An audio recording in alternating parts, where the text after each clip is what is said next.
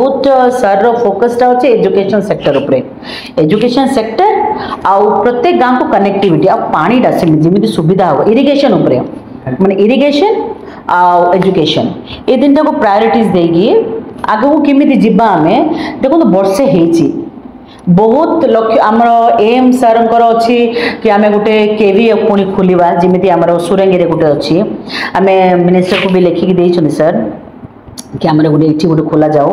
बरहमपुर चिकिट्रे गोटे कि आम पिला माने ये रही जमी पाठ पढ़े आ